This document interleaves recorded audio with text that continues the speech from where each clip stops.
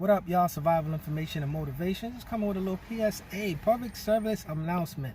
Guess what? By the end of the month, the CARE Act, which gave people on unemployment an extra $600, is scheduled to end. So what's going to happen to those people? A lot of people was doing real well because they was actually making more money on unemployment with this CARE Act, that extra $600, and then it's going to be cut. So somebody that's making $800 or $900 might be down to $300, $200, whatever the case is. That's a dramatic cut. So what's going to happen? They have people talking about defunding the police. I listen, but I haven't heard anything that really makes sense yet. All I hear is defund, and a couple of departments already cut money. And New York cut some ridiculous amount. I think it was like $1 billion or whatever. But in response to that, you got a lot of people retiring. People are not showing up to work. People are calling out. People will leave the force, and who's going to replace them? You know, however you feel about it, I don't think anybody should be a judge and jury.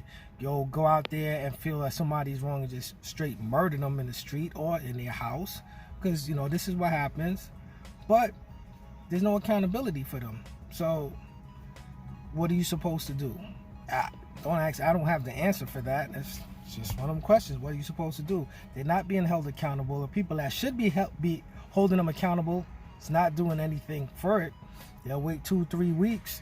They'll let everybody protest for weeks and days on end before they actually do something.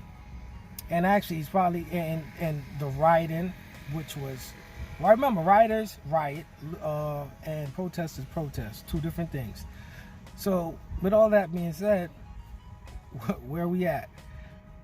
Nobody's coming. That's a phrase that I like to use, and that means to have self-defense items to protect yourself and your family. That also means have medical instruments, devices, any type of materials you need to keep your family safe, as well as vitamins and supplements or whatever it is, because nobody's coming, and don't think the shelves are going to be full when you need them. That's the bottom line. And so many other little things that's happening. But just think about that. With the police being defunded or being demoralized or under attack, however you look at it, those are the people that I think 90% of the times people call for help. But again, no accountability. So they're still going to run wild, the bad ones.